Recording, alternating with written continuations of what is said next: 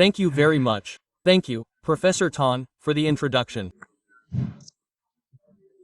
First of all, I would like to thank the organizing committee for inviting me to present on the topic of occupational COPD. This is an issue that, in clinical practice, has always been very difficult to diagnose and treat, so it remains a neglected issue in Vietnam.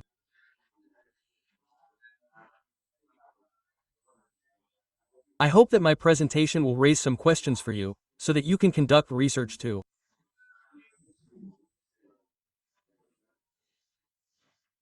Evaluate occupational COPD more specifically in Vietnam. I will talk about the importance of occupational COPD, its clinical and subclinical characteristics. And finally, the diagnosis and treatment of occupational COPD. In my presentation, you will see that information about this disease in Vietnam is very limited and rare. Therefore, you will see that most of the information I will present is based on research from around the world. When looking at the GOLD 2025 guidelines, you will see a table that assesses the causes of chronic obstructive pulmonary disease, COPD. We usually know that most cases are due to smoking, called COPD-C, for cigarette smoking. However, there are also cases of COPD due to infection, such as post-tuberculosis COPD, which Professor Tan will discuss later. Looking at this table, we will see that COPD related to occupational exposure is grouped into the category of COPD due to exposure to biomass fuel smoke or pollution. You will see that it includes COPD due to exposure to harmful dust and fumes. This is a small part, but it is one of the causes of COPD. However, often, those who are considered to have occupation-related COPD are also smokers. Therefore, there may be many risk factors that occur simultaneously or influence each other, interacting to cause COPD. And because cigarette smoke is such a prominent risk factor, in many cases, patients with what is called occupational COPD are not mentioned as such because they are classified into the group of COPD related to cigarette smoke. We see that up to 80% of COPD cases are related to cigarette smoke. So, okay. Why do we care about occupational COPD, right? To diagnose occupational COPD, you must remember that the patient must first be definitively diagnosed with COPD, and then we must consider whether they have had long-term exposure at their workplace to fumes, gases, dust, smoke, or toxic fumes. Therefore, in the definition of COPD, you know that the patient must have clinical symptoms, obstruction, and exposure to harmful factors or toxic fumes and dust, including those related to occupation. Among COPD patients, it is found that the majority are due to smoking, but 15% are considered to have a risk related to occupation. For example, in the large NHANES study in the US, they found that 19% of COPD patients were related to occupation. But especially in those who do not smoke, if you see a COPD patient who does not smoke, then occupation might be the cause of this disease. And this disease is often overlooked by doctors because these individuals are often exposed to occupational hazards and also smoke cigarettes. Therefore, we deduce that it's related to smoking, so no one dares to diagnose it as an occupational disease. And making such a diagnosis is a legal issue, it relates to their profession, so doctors tend to avoid making that diagnosis. If they avoid making the diagnosis, we'll miss opportunities to treat these individuals. Furthermore, there are no guidelines for occupational CVD at all. The diagnosis is lacking, and treatment is excluded from randomized controlled double-blind studies, so we lack evidence. Therefore, these individuals are treated as if they have CVD related to cigarette smoke. So, what occupational risk factors should we consider? It's usually organic dust. In Vietnam, we often see people working in professions related to, for example, rice milling in the Mekong Delta, where the Dust from the grains can cause this disease. Or people involved in wood processing or garment manufacturing. However, garment workers usually only have short-term exposure. To cause an occupational disease, the exposure must be sufficiently long. Therefore, this disease may not yet be prevalent among garment workers in Vietnam unless someone has worked long enough. And companies usually only employ staff for short periods, so we don't see it. Or, those involved in mining will be exposed to dust, specifically metal dust, which is also a risk for those in oil extraction, aluminum and steel industries, metallurgy, and fertilizer production. This exposure to metal dust is also a risk factor for occupational COPD. Mining activities are more prevalent in the north than in the south of Vietnam. Also, any profession involving prolonged exposure to smoke and dust from fossil fuels can also contribute to occupational COPD, often through interaction with cigarette smoke.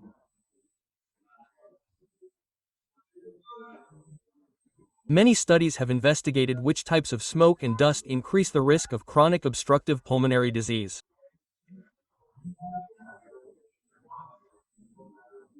For example, diesel exhaust fumes, such as those from vehicles, seem to increase the risk of COPD in construction and transportation workers who have prolonged exposure.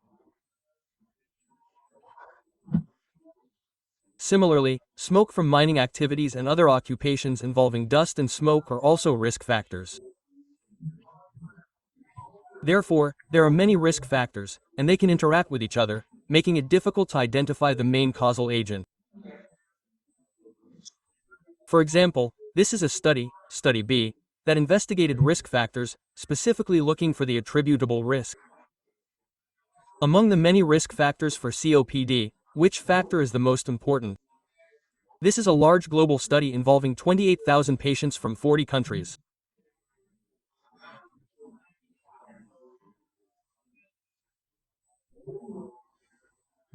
They found that smoking is still the most significant risk factor, with an attributable risk of 5%. And here, for example, regarding tuberculosis in Professor Tan's case, which will be presented shortly, it's 0.36%, which is low. Regarding occupational dust exposure, you'll see that it's 0.65%. So, smoking is still a significant factor, but other factors also contribute, and occupation contributes 0.65%. In this study, and among male patients, they looked at risk factors, and you'll see that the risk factors vary depending on the country. Unfortunately, Vietnam is not included in this study involving many countries. Therefore, we don't know what the main risk factor is in Vietnam, but perhaps smoking is still the leading cause. Then, in previous years, we used charcoal and wood fires for cooking, which might have contributed significantly, but later, with less use of charcoal, occupational exposure might become more relevant. You'll see that the risk factor related to occupation is shown in red, the red column. The black column relates to tobacco smoke. In most countries, tobacco smoke is always the largest contributing factor to CVD. Occupational exposure, shown in red, is relatively small, contributing only a small part. The rest are other causes that lead to airway obstruction, which is one of the definitions of chronic obstructive pulmonary disease. For example, this is a study that followed participants for nearly 20 years in Europe.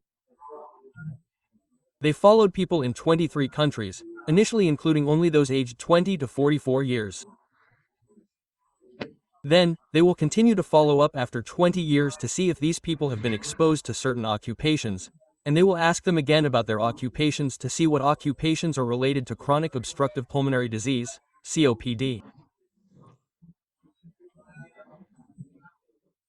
Looking at this data, we can see that, for example, if someone is exposed to organic dust, such as from milling, rice, or other grains, the risk of developing COPD increases by 1.6%.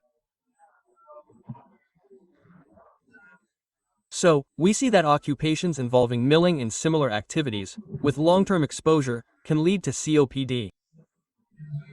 Or, looking further down, we see that those exposed to fumes, smoke, and toxic dust in related occupations have a 1.3% increased risk of developing COPD. Specifically, they found that those exposed to pesticides, which is common in Vietnam, have a significantly increased risk. While now there's technology like drone spraying pesticides, previously, if someone had prolonged exposure to pesticides, studies in Europe showed a 2.2% increased risk of developing COPD. Therefore, we need to consider our farmers, those who use pesticides for extended periods and have direct exposure, and especially if they also smoke, their risk of developing COPD will increase significantly. And once they have COPD, we must help them avoid these risk factors to reduce their symptoms. And, well, in Australia, the majority of people are farmers, so it seems that the characteristics will be similar to Vietnam. They consider whether using pesticides increases the risk of chronic obstructive pulmonary disease, COPD. You will see that if they are exposed to organic dust, such as soil or something similar, it will increase the risk of COPD by 7%, or exposure to pesticides will also increase the risk of COPD by 6%. Therefore, we see that there are certain occupations that increase the risk of chronic obstructive pulmonary disease, so we will ask the patient about their occupation and try to avoid those factors. These are the risk factors for chronic obstructive pulmonary disease related to occupation. So, what are the clinical characteristics of these people? We don't have many studies because the diagnosis is difficult, so there aren't many studies that clearly describe the characteristics of occupational COPD. Here, we only cite the study comparing people exposed to biomass smoke and COPD caused by tobacco smoke. It shows that if we are only exposed to biomass smoke, which is related to occupation, the clinical characteristics seem to be milder than those who only smoke tobacco. So, for example, if we look at those exposed only to biomass fuel smoke, mostly women in rural areas, in Vietnam, this group exists, but it is gradually decreasing. It was more common before. The degree of obstruction is milder than those exposed to tobacco smoke, and the damage on CT scans is mainly airway wall thickening rather than emphysema. Therefore, the clinical characteristics of these individuals will differ from those who smoke, and the pathophysiology will also be different. When they are only exposed to combustion products from biomass fuel, their clinical characteristics seem to be milder than those with COPD caused by tobacco smoke. For example, this is a study conducted in Denmark. In Denmark, or rather, in the Netherlands, they continuously monitored patients in this way. They compared individuals with CVD who smoked with those with CVD who did not smoke. Those with CVD who did not smoke may have been exposed due to their occupation. Looking at this, it shows that those with CVD who did not smoke had better clinical characteristics than those who smoked. Therefore, if you identify that a patient has an occupation that causes COPD, avoiding occupational exposure factors will lead to a better prognosis. For example, looking at this, we see that the degree of shortness of breath will be lower than in those with COPD who have smoked or are currently smoking. Coughing will also be less frequent, and the degree of airway obstruction will be milder. Furthermore,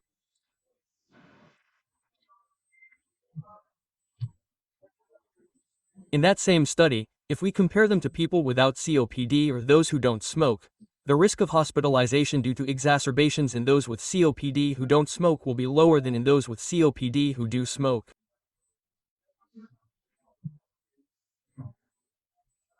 After adjusting for all factors, the risk of hospitalization due to exacerbations will still be lower, pneumonia will be less frequent, and they will almost certainly not develop lung cancer compared to smokers. Therefore, smoking leads to a worse prognosis for COPD than COPD caused by other factors besides smoking. Less than control 100 greater than, but let's say, for example, in that study, they also monitored survival time and found that for those with CVD who did not smoke, the survival time was similar to those without CVD. However, those who smoked had a worse prognosis, meaning a shorter survival time. But now, let's look at those who both smoked and were exposed to harmful dust and fumes. This is worse than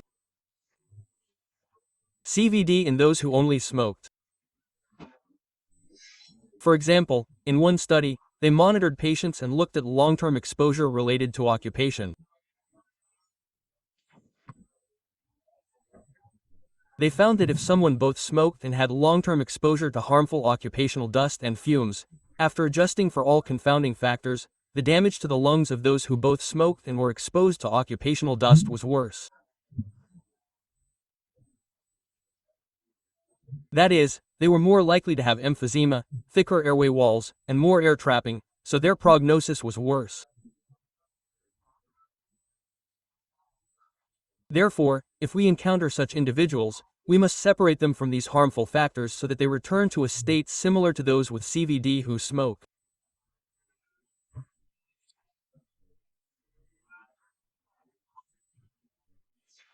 And specifically, in another study, they found that those who both smoked and were exposed to what they called a moderate to severe level of exposure, based on a scoring system, had a worse prognosis.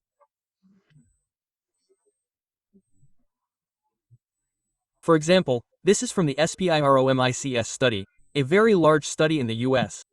They monitored patients to see what the clinical characteristics of these patients were. Among the 721 COPD patients, they found that 39% were both smokers and exposed to occupational dust. And if we look here, we will see that if they both smoke and are exposed to occupational dust, then their ability to walk for 6 minutes will decrease, and their FEV1 will be lower than patients who smoke but are not exposed to occupational dust, or have less exposure.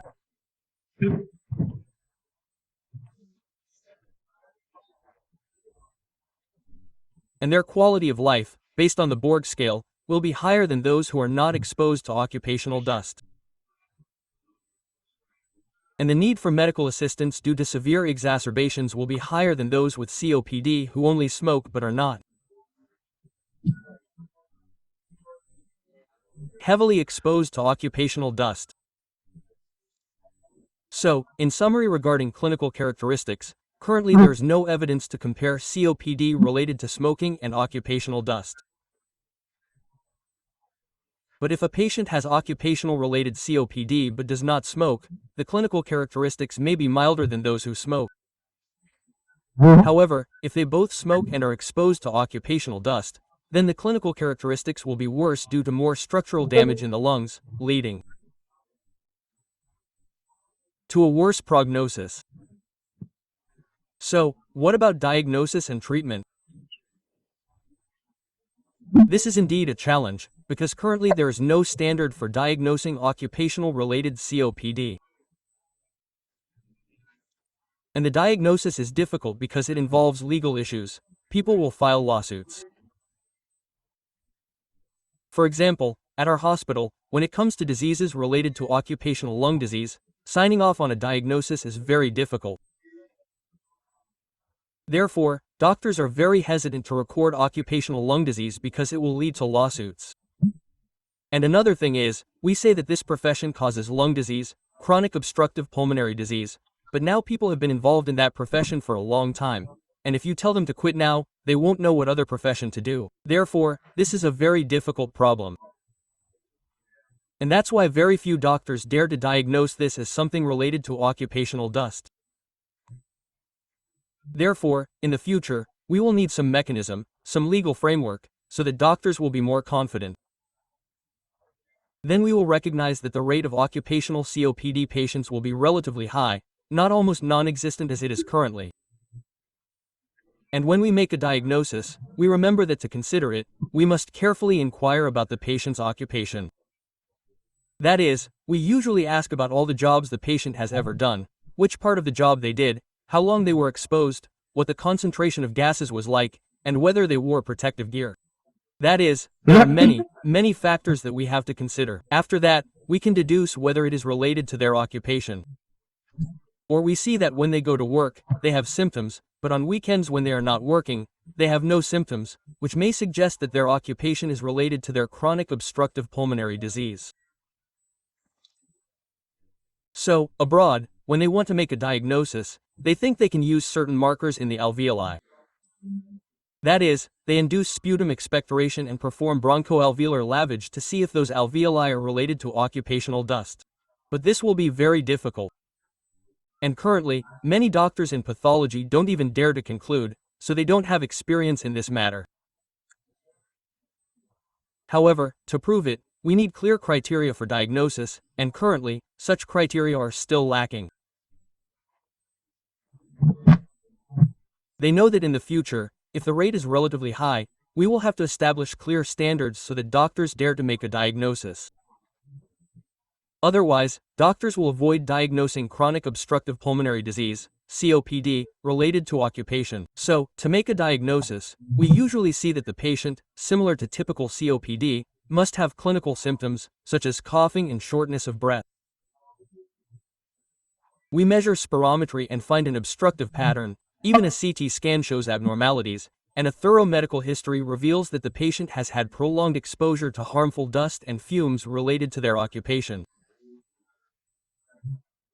Only then can we make a diagnosis, and specifically consider occupational COPD if the patient has no risk factors related to smoking. If they don't smoke but suddenly develop COPD, this is one of the things we must consider, that it's related to their occupation. For example, for people who don't smoke, consider other risk factors that cause COPD. We know that exposure to smoke and biomass fuel increases the risk of COPD by 2 to 3 times. For example, as Professor Ton observed, the risk of developing COPD after tuberculosis sequelae increases by almost 3 times. Occupational exposure is also known to increase the risk of COPD by 1.2 times. Therefore, we should carefully inquire among those diagnosed with COPD who do not smoke about other possible factors, one of which is related to their occupation. There's only one limited study related to Vietnam, which is part of a survey on COPD prevalence. This study has been conducted since 2003, so it's been over 20 years, 22 years to be exact. It shows that in Vietnam, the rate of COPD among non-smokers is 21%, similar to Malaysia. At that time, they only thought it was mainly related to biomass fuel smoke. If we conduct a more detailed survey later, it might also be related to occupation. And currently, the rate of biomass fuel use has decreased, so the occupational factor might become clearer. Therefore, to date, there are very few studies on occupational COPD in Vietnam. Regarding treatment, there are no specific guidelines. For example, occupational asthma has clear guidelines, but occupational COPD doesn't have any guidelines at all. Therefore, we will treat it by extrapolating from COPD related to cigarette smoke. You will treat the non-pharmacological and pharmacological components. This morning, you heard a lot about the treatment protocol for COPD, and we must pay attention to avoiding exposure to smoke and dust related to occupation. In principle, we know that if the dust is related to a specific occupation, we should tell the patient to quit that job, but that's very difficult. If they can't quit their job, there might be personal protective measures such as wearing protective clothing or masks. To prevent exposure to the dust. Or perhaps their workplace needs to ensure good ventilation so that they are not exposed to those fumes and dust. And it's also recommended that if we see occupations with a high risk of causing chronic obstructive pulmonary disease, COPD, we should screen those people for COPD. For example, if we see miners, construction workers, or farmers who are exposed to pesticides for a long time, we should give them the COPD screening questionnaire that the associate professor presented this morning. If we see that they have a high probability of having COPD, we will give them a spirometry test, and then if COPD is diagnosed, we must advise the patient on measures to avoid exposure to dust or other